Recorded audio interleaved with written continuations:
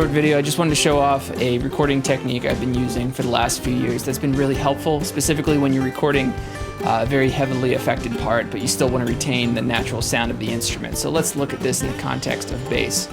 It can be cool to have a really distinct bass sound with a lot of fuzz or maybe some modulation and reverb and such, but really what the song needs, you still need a very clean, unaffected foundation of that track to fulfill the role that a bass is supposed to be filling. And a great way to do that is to use a stereo direct box. Truthfully, you could do it with 2 mono direct boxes, but in this video I wanted to focus on using a stereo direct box to do it. So the way this works is pretty simple. We have our stereo direct box here, and this is the input coming from my instrument. Going into input A and then splitting off right away to XLR output A. This is going to the recording device, to a preamp, and this is capturing the completely dry, unaffected sound. Then we're using the through from input A to head into the front of the effects rig. This is my little desktop pull-out distortion tray, I'll call it. And it runs through a bunch of effects here. When I'm recording bass specifically, I like to record with compression on the way in, so I'm using the Keeley Compressor Pro for that. Just because it changes the way I play, and I want to make sure that the recording I'm capturing, I'm playing to that sound that I'm eventually going to end up with. So I use a little bit of compression on the way in. Then I decided to use a little bit of fuzz from the Chase Bliss ZVEX Bliss Factory. Then finally a little bit of delay on top that I can blend back in with the dry sound.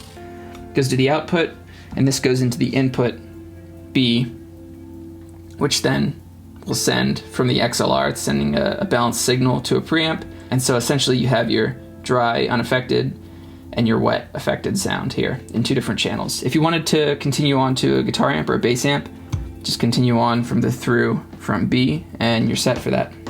Another way you can use this same kind of technique is with the Focusrite ISA One preamps. These are incredible pieces of gear. You get a mic preamp, you get a direct input, so 2 separate inputs, and then it also has a really high quality preamp, headphone preamp rather. So the way you would use this is plug into 1 unit in the direct input, set your gain level, and then come out of the amp output here into your effects rig.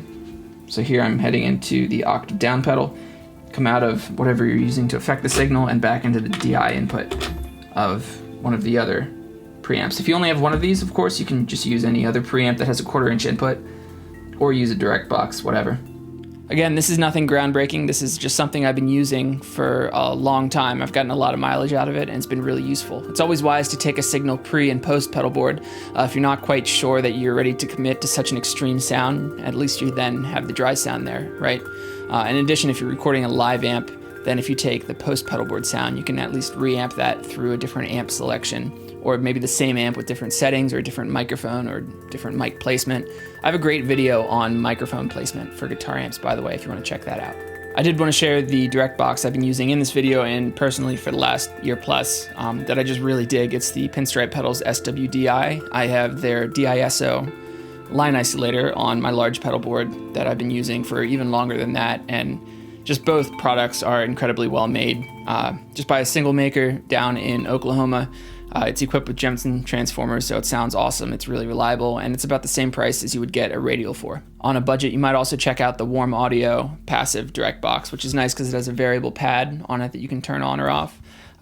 Normal ground lift, input and through as normal. It does have a phase switch here, which is useful, and also a switch to go between either an instrument input or an amp output. So this would be if you're recording maybe from a tube amp with an effects loop.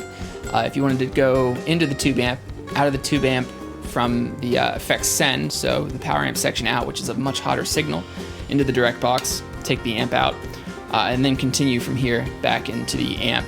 That'll get you a preamp affected tone. I have 2 of these, and these work great as well. There's going to be links in the description to everything I mentioned in this video, including the Focusrite ISA One, which is a great, powerful piece of equipment if you're just getting into recording and you want a really high quality sound. As always, thanks for watching the video, take care, and I'll see you in the next one.